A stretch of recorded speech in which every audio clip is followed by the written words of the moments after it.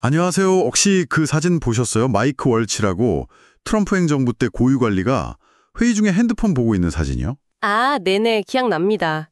뭔가 좀 논란이 됐었죠. 네, 바로 그 사진에서 오늘 이야기 시작됩니다. 보니까 일반적인 앱이 아니라 정부 승인도 안 받은 것 같은 좀 이상한 메시징 앱, TM 시그널, 이걸 쓰고 있었던 거죠. 맞습니다. 그래서 오늘은 바로 그 앱 TM 시그널의 정체가 뭔지, 또 어떻게 작동하는 건지, 그리고 이게 어쩌다 소스 코드까지 공개됐는지 좀 깊게 파헤쳐 보려고 합니다. 관련 탐사 기사들이 꽤 있더라고요. 네, 그걸 바탕으로요.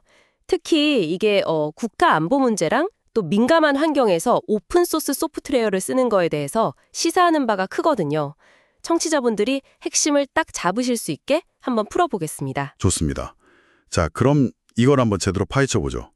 일단 이 앱의 존재가 드러난 게 아까 말한 그 월치 오면 사진 때문인데. 네, 403 미디어 보도를 보면 휴대폰 화면 아래쪽에 그냥 시그널이 아니라 TM 시그널 핀 이렇게 쓰여 있었다고 하죠. 맞아요. 그래서 TM 시그널, 이게 대체 뭔가요? 그냥 시그널이랑 다른 건가요? 기본은 공식 시그널 앱인데 이걸 가져다가 기능을 덧붙인 거예요. 가장 큰 차이는 메시지를 따로 보관하는, 그러니까 아카이빙 기능이 추가됐다는 점이죠. 아카이빙이요? 시그널은 원래 메시지 저장 안 하는 걸로 아는데. 그렇죠. 심지어 이 앱은 자동 삭제되도록 설정한 메시지까지도 보관 대상으로 삼을 수 있다는 게 특징이에요. 와, 개발사는 어딘가요? 텔레메센지라는 회사인데요. 원래 전자증거 수집, 이디스커버리 솔루션으로 유명한 스마슈라는 회사가 소유하고 있어요. 그리고 경영진, 특히 CEO가 이스라엘 군 정보부다 출신이라는 배경도 좀 눈에 띄고요. 메시지를 따로 보관한다. 그럼 시그널의 핵심인 그 종단 간 암호화는 어떻게 되는 거예요? 이거 깨지는 거 아닌가요? 그게 좀 애매한 부분인데요. 암호화 자체는 유지가 되는 걸로 보여요. 그런데 메시지를 보내거나 받을 때 그 암호화 안 된 원본 메시지 있죠? 네네. 그 복사본을 몰래 다른 곳으로 빼돌려서 저장하는 코드가 심어져 있는 거죠. 소위 기업 아카이브라는 곳으로요. 몰래요? 그렇죠. 실제로 이 텔레메시지 홍보 영상을 보면 메시지가 Gmail 계정 같은 데 저장되는 것처럼 보이는 장면도 있었어요. Gmail이요? 그럼 그 되게 민감할 수 있는 대화들이 그냥 그런 일반 이메일 서버 같은 데 저장될 수도 있다는 건가요? 바로 그게 핵심 문제입니다. 문서상으로 확인된 저장 옵션을 보면 마이크로소프트 365도 있고 방금 말씀하신 일반 이메일 서버, SMTP, 심지어 SFTP, 파일 서버까지 있어요. 야, 고위 관리들 비밀 대화가 그런 데 저장된다면 이건 국가 안보 차원에서 정말 심각한 문제 아닌가요? 네, 정말 아찔한 이야기죠. 만약 제가 외국 정보기관이라면 바로 거기가 최우선 타겟이 될 겁니다. 관리 방식도 좀 특이했을 것 같은데요. 그냥 개인 폰처럼 쓰진 않았을 거 아니에요. 맞아요. 월치 우연히 아이폰을 쓰는 걸로 나왔는데 아마 그냥 개인 폰이 아니라 MDM, 그러니까 모바일 기기 관리 솔루션으로 원격 통제되는 기기를 가능성이 아주 높습니다. MDM이요? 네, 애플 비즈니스 매니저 같은 기업용 관리 도구랑 연동해서 쓰는 거죠. 이건 단순히 앱 설치 관리 수준이 아니에요. 그 MDM이라는 게 구체적으로 어떤 유형을 뜻하는 거죠? 통제된다는 건 좋은 거 아닌가요?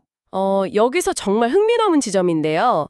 MDM 관리자나 그 서비스를 제공하는 호스팅 업체는 해당 기기랑 데이터에 거의 엄청난 접근 권한을 가지게 돼요. 아, 관리자가 다 볼 수 있다. 네, 사실상 기기에 마스터키를 쥐고 있는 셈이죠.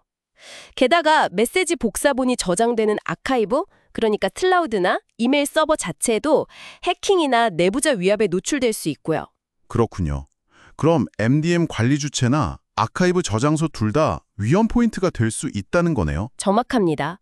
외국 정보기관 입장에서 보면 이 MDM 시스템이랑 아카이브 서버는 정말 최고의 공격 목표가 될 수밖에 없어요. 국가 기밀 유출로 바로 이어질 수 있는 거죠. 이렇게 보안 우려가 큰 앱인데 그 내부 작동 방식까지 어떻게 이렇게 자세히 알게 된 거예요? 아까 소스 코드 얘기하셨는데. 네, 이게 정말 좀 황당한 일인데요. 텔레메시지 웹사이트에 그냥 공개된 링크가 있었던 거예요. 누구나 다운받을 수 있게. 네, 링크가 그냥 있었다고요? 웹사이트에? 네, 안드로이드랑 iOS 앱에 전체 소스 코드가 담긴 압축 파일 .zip 이 그냥 버젓이 올라와 있었던 거죠. 매튜 그린 같은 여러 보안 전문가들이 이걸 발견하고 공유하면서 알려지게 됐습니다. 와, 세상에. 그건 정말 믿기 어려울 정도로 허술한데요. 그 소스 코드 안에는 뭐가 있었어요? 특별한 거라도? 안드로이드 버전 같은 경우는 전체 개발 이력, 그러니까 Git 히스토리까지 그대로 다 들어있었어요. 그래서 개발자 이메일 주소 같은 것도 노출됐고요. moti@telemessage.com 이런 식으로요. 개발자 정보까지? 네, 심지어 코드 안에 하드코딩된, 그러니까 직접 박혀있는 인증 정보 같은 그런 직접적인 보안 취약점들도 있었고, 또 이스라엘 도메인을 쓰는 비공개 개발 서버 정보 같은 것도 포함되어 있었죠. 이야, 다 드러났네요. 네, 마이칼리라는 연구원이 이걸 분석하고 다른 사람들도 쉽게 볼 수 있도록 깃허브에 공개적으로 미러링까지 했어요. 덕분에 이 앱의 속살이랑 잠재적인 위험을 누구나 들여다볼 수 있게 된 거죠. 이게 결국 시그널이라는 오픈소스 앱을 기반으로 했기 때문에 또 이런 일이 벌어진 걸 수도 있겠네요. 오픈소스면 소스코드 공개 의무 같은 거 있지 않나요? 라이선스 문제는 없었을까요? 네, 바로 그 점. 이것을 더 큰 그림에서 보면 오픈소스 라이센스 문제가 중요하게 떠오릅니다. 시그널은 AGPL v3라는 라이센스를 쓰는데요. AGPL v3요? 네, 이건 코드를 수정해서 배포하면 당신도 똑같이 수정한 소스 코드를 공개해야 한다는 의무가 있어요. 그런데 TMSG에는 이 코드가 우연히 발견되기 전까지는 소스 코드를 공개하지 않았던 걸로 보이니까 아, 그럼 라이선스 위반이었을 수 있겠네요? 네, 위반했을 가능성이 아주 높죠. 누군가 요청하면 코드를 줬어야 하는데 아마 그러지 않았을 테니까요. 결과적으로는 코드가 공개되긴 했지만 그게 의도한 건 아니었잖아요. 어떻게 보면 오픈소스의 투명성 원칙이 역설적으로 이런 문제를 드러나게 한 사례라고 볼 수도 있겠네요. 아, 그리고 덧붙이자면 텔레메시지는 왓츠앱이는 위챗 같은 비공개 앱들 기반으로도 아카이빙 기능을 제공한다고 하는데 이건 또 그 앱들의 저작권이나 라이센스를 침해할 소지가 아주 커요. 여러모로 문제가 좀 있죠. 그렇군요. 근데 이 앱 일반 사용자는 못 쓴다고 하셨잖아요. 그럼 배포는 어떻게 했을까요? 월추 의원 같은 사람들은 어떻게 설치한 거죠? 네, 맞아요. 플레이스토어나 앱스토어에서 검색해서는 절대 안 나오고요.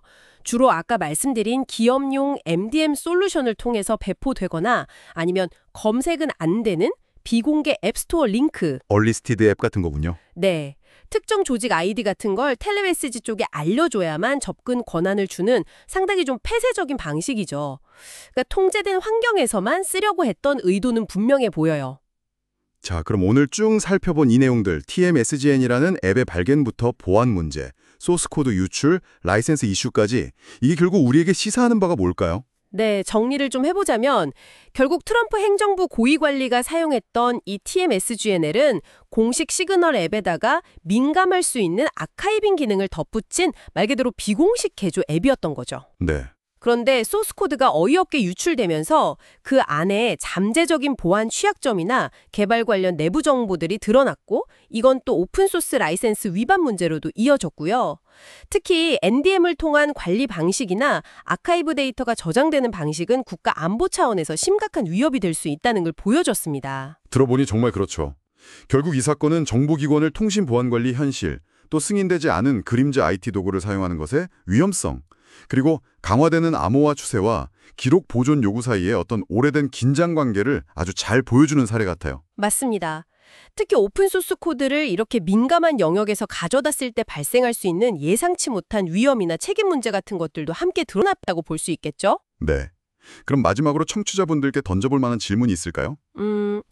이런 보안 문제나 라이센스 문제가 있다는 걸 알면서도 혹은 모르면서도 단지 그냥 편리하다는 이유로 아니면 특정 기능이 꼭 필요하다는 이유로 사용되는 이런 그림자 IT 도구들이 과연 얼마나 더 많을까요?